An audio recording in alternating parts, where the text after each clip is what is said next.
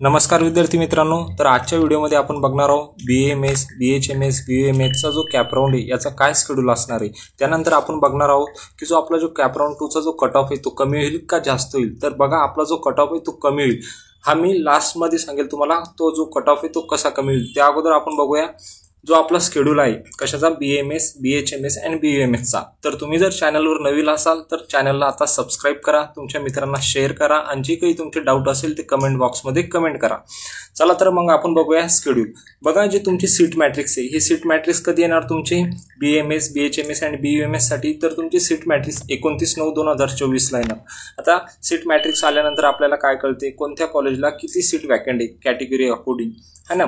त्यानंतर काय करायचंय, मग तुम्हाला सीट मॅट्रिक्स आल्यानंतर 29/9/2024 ला सीट मॅट्रिक्स आले, त्यानंतर करायची तुम्हाला चॉईस फिलिंग।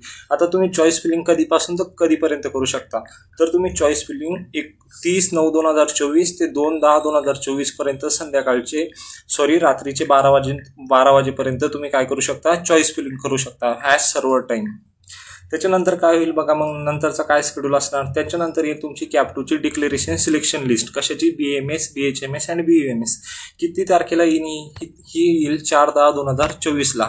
त्याच्यानंतर तुम्हाला जायचंय, एक वेळेस सिलेक्शन लिस्ट आल्यानंतर तुम्हाला जायचंय कॉलेजला। त्यानंतर काय करायचंय, तुम्हाला फिजिकल जॉईनिंग करायची कॉलेजला सिलेक्शन लिस्ट आल्यानंतर। आता तुम्ही फिजिकल जॉईनिंग कधीपासून करू शकता, 5/10/2024 ते 9/10/2024 संध्याकाळचे 6 वाजेपर्यंत तुम्ही तिथे जाऊन तुमचं ऍडमिशन घेऊ शकता।